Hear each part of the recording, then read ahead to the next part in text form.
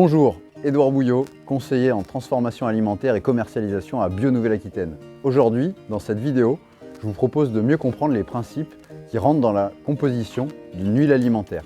Et pour ça, de faire appel à une experte des corps gras, Marigot, de la société Propice. Bonjour à tous, je m'appelle Marigot, je suis formatrice et consultante dans le domaine des corps gras et tout particulièrement dans la technologie des corps gras, à savoir la trituration des graines oléagineuses et le raffinage des huiles végétales. J'accompagne aujourd'hui les porteurs de projets dans l'élaboration de leur installation de production, également dans leur mise en conformité avec la réglementation en matière d'hygiène en particulier, mais également sur l'amélioration des pratiques afin d'améliorer et de mieux contrôler la qualité des huiles végétales produites. Merci Marie. Alors, pour comprendre et rentrer dans le détail, est-ce que tu peux nous dire quelle est l'importance de la qualité des graines, l'importance du process et ses facteurs d'influence ou d'altération sur l'huile finale et le produit final? L'obtention des huiles végétales se pratique depuis plusieurs siècles et selon des procédés pouvant être considérés comme simples. Pourtant, obtenir des huiles végétales de bonne qualité nécessite une bonne compréhension de la matière que l'on travaille, mais également du process. Si l'on parle des matières premières, que ce soit des graines oléagineuses ou des fruits oléagineux, elles sont extrêmement complexes. En effet, elles vont chacune pouvoir avoir des niveaux différents de matière grasse à extraire. Cette matière grasse ne sera pas la même et sera constituée de molécules complètement différentes, tant par leur nature que par leur quantité. Également, hormis l'huile végétale, la graine est constituée d'un certain nombre de molécules qui vont influer sur le process. On peut citer par exemple les protéines, la cellulose ou des sucres.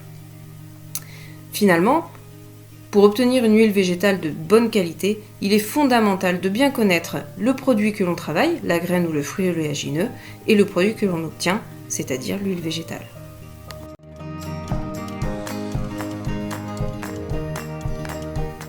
L'obtention d'huile végétale à une échelle artisanale se fait par un procédé comportant assez peu d'étapes et qu'on appelle couramment la pression.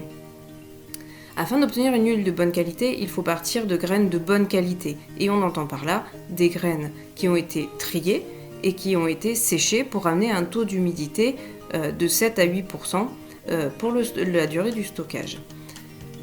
Ensuite, ces graines vont pouvoir être pressées dans une presse à vis généralement et l'huile ainsi obtenue devra être purifiée.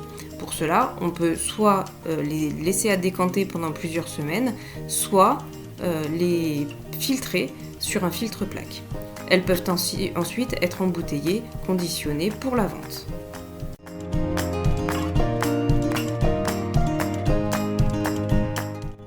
Il existe un certain nombre de facteurs pouvant influencer la performance de l'opération de pression. Il faut d'abord se préoccuper des graines. À quelles graines on a affaire? Quelle est la teneur en huile de ces graines?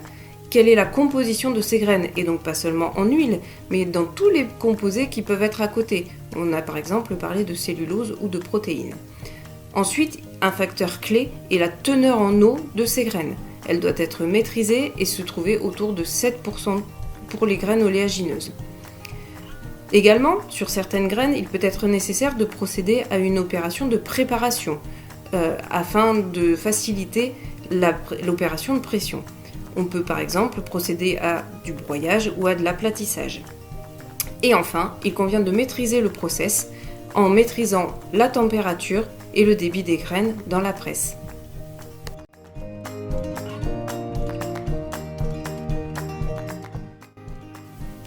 Il n'y a pas que la graine qui est une matière complexe, il y a également l'huile végétale obtenue.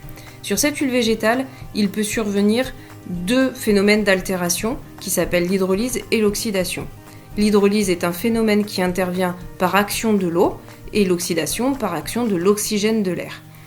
Et tout au long du process, y compris pendant le stockage de l'huile végétale, il convient de prendre un certain nombre de précautions pour pouvoir limiter ces altérations qui sont des altérations qui vont avoir un impact direct sur la valeur marchande de votre huile.